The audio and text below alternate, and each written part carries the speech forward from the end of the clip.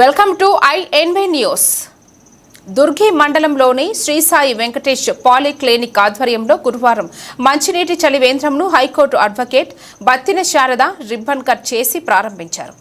ఈ సందర్భంగా ఆమె మాట్లాడుతూ వేసవి కాలంలో ప్రజల దాహార్తిని తీర్చడానికి ఉడత భక్తిగా ప్రజలకు సేవ చేయాలనే సదుద్దేశంతో మండల కేంద్రమైన దుర్గిలో ఈ కార్యక్రమాన్ని శ్రీ సాయి వెంకటేష్ పాలిక్లినిక్ నిర్వాహకులు మెడికల్ ప్రాక్టీషనర్ బండారు నాగరాజు ఏర్పాటు చేయడం అభినందనీయమని అన్నారు.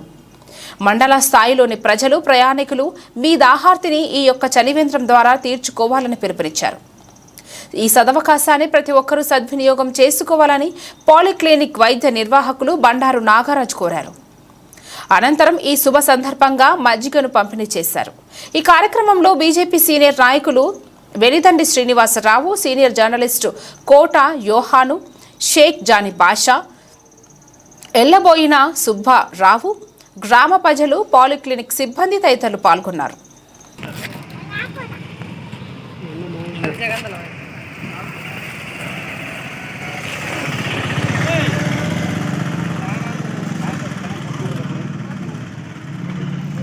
జానకి కదా జానకి అని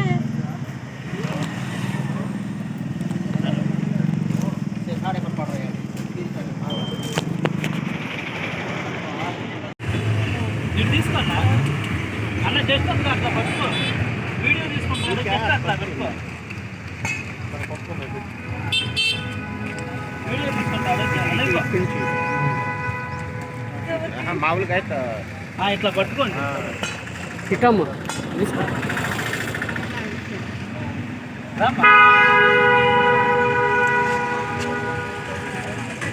ఓకే అన్న.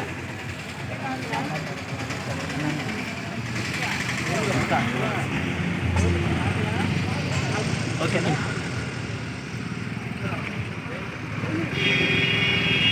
మా అబ్బాయి జ్ఞాపకార్థంగా చలివేంద్రం పెట్టాలని అనుకున్నాను.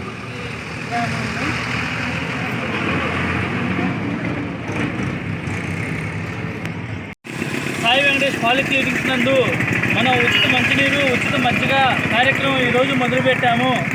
ఇది ముఖ్య కారణం ఏది అంటే, ఈరోజు బత్తిన సాయి వెంకటేష్ అనే మా అన్నగారు చనిపోయి 2 years అవుతుంది.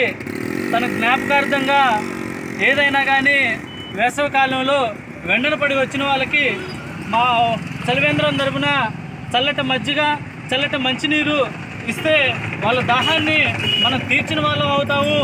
అదే ఈ వేసవి కాలంలో వేడి చేస్తుంటుంది కాబట్టి ఈ మజ్జిగ ఇస్తే ఆ వేడి ఎండపాటును తట్టుకోవడానికి కొంచెం సహకరించిన వాళ్ళంగా మనం ఉంటాం. కాబట్టి కనుక మనం ఈ చలివేంద్రం పెట్టడం జరిగింది. ఇది దుర్గి సొసైటీ ఆఫీస్ ఎదురు ముటుకూరు రోడ్డు ఆపోజిట్ మన చలివేంద్రం ఉంది. ఈ చలివేంద్రానికి ప్రతి ఒక్కరూ వచ్చి కూడా